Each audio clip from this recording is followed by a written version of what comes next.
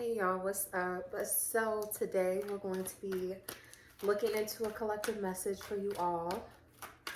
I did set the intention that this will touch many people and offer insight, guidance, confirmation, truth, whatever it is that you need, okay? I've already shuffled the deck, so now I'm just hand shuffling until we get some energy going.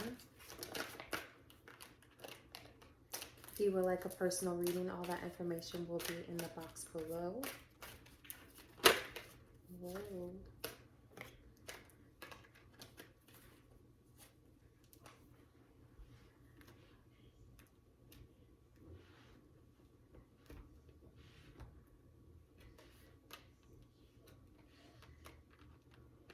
Okay, so the first card, or the first two cards, excuse me, is the Knight of Cups and the High Priestess in reverse.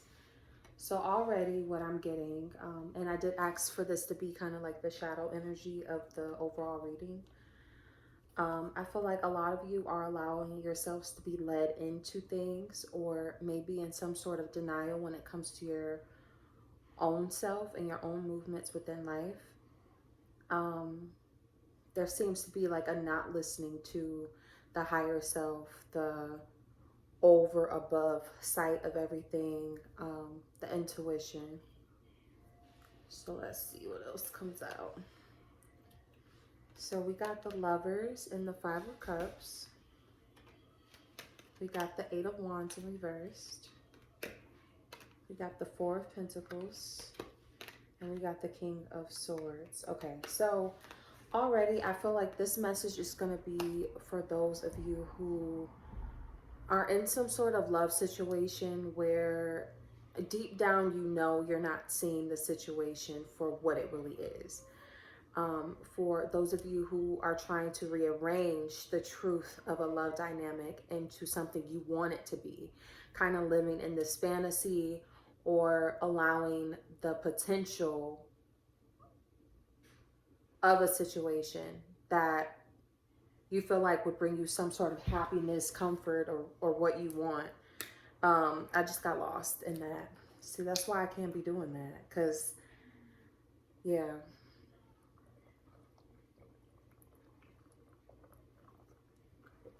I'm sorry, y'all. I take it too far within my messages, and then I get all the way lost. But anyway, yeah, this is going to be for those of you who, yeah. So I'm going to tell you from experience, because actually I didn't know that this was a thing before, but apparently, and I'm not sure what the exact name of it is, but there's this mindset disorder, whatever you want to call it, where I guess it's a thing where a lot of people, like, in initial situations or situations that just started or whatever, it's kind of like you're already living in the fantasy of what can be opposed to what actually is. So when someone is saying, maybe not even directly, but saying indirectly, like they're not looking for anything serious, or they show signs of not being able to offer that to you or whatever, you can't see it because you're living in your own fantasy of what you feel like you and this person are going to move into, or yeah, like based upon who you think they are, not who they really are. So this is what this spread is giving, is this sort of energy. And you know, I get it. I get it. I 100% get it. But you're not going to be able to move a situation that's not meant to be that into that. And you would just do yourself so much more of a service if you just allow yourself to let go of it instead of trying to force it into being what you want it to be, because it's going to be a waste of energy. The pain is going to be greater at the end because of all the efforts you invested in order to try to position it to be something that you want it to be. Look, as I'm shuffling, this comes out, the Ten of Cups in reversed. For a lot of you, I feel like whoever you're dealing with, this is a person that is like, you ask them a question like, so are we gonna be together? And they say something cryptic, like hit you with a riddle or something. Like, they're never direct. Like, oh, we're building, or we'll cross the bridge when we get there, or we're just vibing, or like something like that. It's not a direct answer. So for a lot of you, it's allowing you to move into a space of what you want within your mind, because they're not saying yes or no. They're just kind of saying something that doesn't commit them to anything, but also feels good to you, is what I'm feeling. So, but I don't think nothing is going to come from this. I think how a lot of you are going to have to pull yourself out of this situation is by viewing this, whatever the situation is, like, look at the person and try to figure out what it is, what qualities they have, or um, it might not even be qualities they have, but qualities that you think they can have or that you would want in them, and write these things down. Look at it as a learning experience, as some sort of like physical hands-on situation that gave you more insight about what it is you want within a love dynamic. And instead of trying to convince yourself mentally that this person is or can offer the things that you want, um, set that as a standard, set that as a boundary, and look out for it. And that's when it'll come in for you naturally, if you catch what I'm trying to say, because I feel like I got lost again. But anyway, basically what I'm saying is you have to be aware of what those things are. And then you have to not be in a mindset where you're not willing to settle for less, or take a little bit and hope that the person will move into that later. Like, that has to be something that within, the first phase of the situation, that this person can offer, and that they may be willing to offer it to you based upon their actions, da da da da, blah blah blah. Okay. Yeah, and I feel like that's how you get it. It's not that, because I feel like for a lot of you, love is trying to come in, but I feel like you have to understand. Hold on, I just had it. I felt it, so now I have to move it into words. It's like love is trying to come in for you, but because you're accepting less than what is actually trying to come in for you, what it is that you actually want, what it is that you actually need in a commitment, because you're taking some and not all, it's putting you in a place where it's not fully able to come in. So you have to stop chasing or wanting or desiring the few attributes, characteristics, offerings that you need within a love interest. Hold on, I just got lost. And I'm not going to edit this, so y'all just just bear with me, okay? It's hard out here. For anyone who channels, they already know it's a lot. So,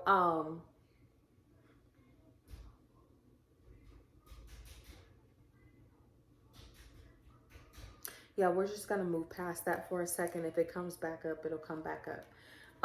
But yeah, love is trying to come in for you with this Lover's card here, but you're the one blocking it, because you're not putting your foot down. It's like you see some good in one person or a situation, and you're holding on to it, and you're staying put and founded in this sort of foundation, which is not going to allow this to come in. And it's trying to come in, but it can't, again, because you're being led on to situations that you feel like that feel good, or that you think have the potential to move into that. But honestly, if someone would have told me years ago that, like, basically you should not be interacting, or yeah, you shouldn't be interacting with situations if it's not benefiting you in that very moment. And that does not mean, like, it doesn't mean money wise or anything like that. It's just that if you're not enjoying yourself, if you're not being treated correctly, if, you know, effort is not being put in towards you in the present moment of interacting with someone, whether you're just dating, talking, moving into something more serious, then it shouldn't be happening. Because what happens is,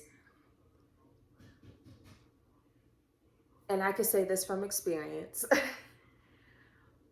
we will see certain characteristic things, or things or red flags in a situation, and we'll still proceed to move forward with the person based off of the good that we see in them. And then, you know, maybe they'll tell you, oh, I'm trying to, you know, do this and do that, and I'm working on this and I'm working on that. So it's like you see the potential in them, you see the ability, like their ability to be able to do it if they, you know, place themselves in that position and put in the effort and the work that needs to be put into it.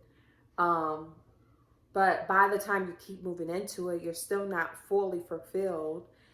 And yeah, and then it just creates resentment. And then you feel like you wasted so much time and you put so much into this person that by the time you find out that what you see in them is not really who they are, it's hard to let go of the situation. So I don't know where I was going with that, but um, feel like it's best to let go now before continuing to move into this.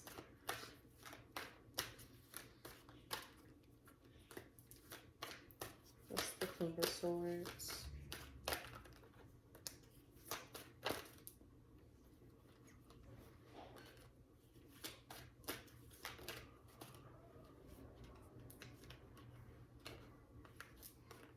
Okay, we got the Page of Swords and the Wheel of Fortune.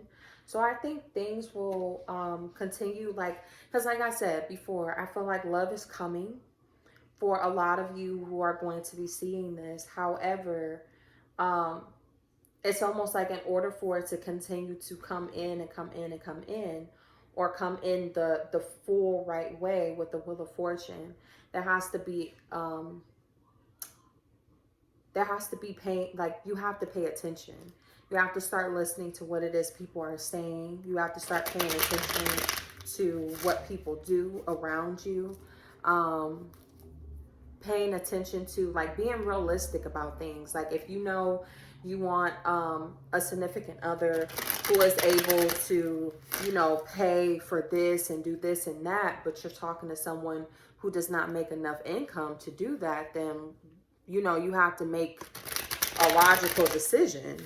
You know, you can't get mad when, you know, months go by, this person isn't able to you know, do the things that you feel like it is that you deserve in the relationship, with knowing in the beginning this person didn't really have money like that, you know. So you have to make a decision. Start listening to yourself more. Okay, I'm going to pull some advice cards real quick, and then we're going to wrap this up.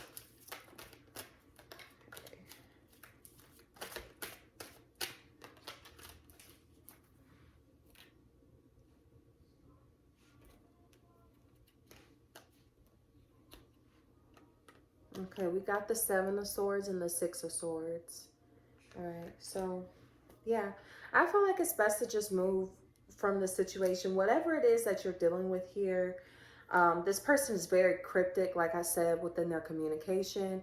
They're very sneaky when it comes to how they communicate, like strategic, like they really think about how to respond to things to where they don't have to commit, or they're not like obligating themselves to something while still trying to keep you where they want you. So I feel like it's best to, and I feel like for a lot of you, because I know that a lot of times, especially when as women, we have a tendency to, realize something about someone we're talking to, and then we're just like, we'll text them and be like, you know what, I'm done.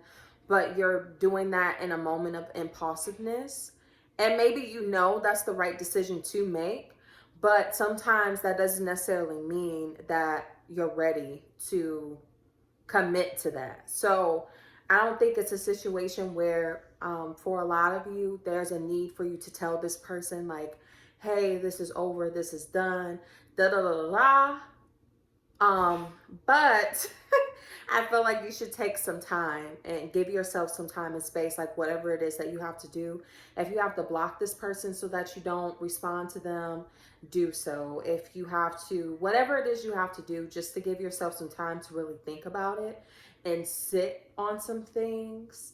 Um, and then assess how you want to move forward. Okay, this is your life. Remember, I'm just here to offer some guidance. But I do hope that this was helpful.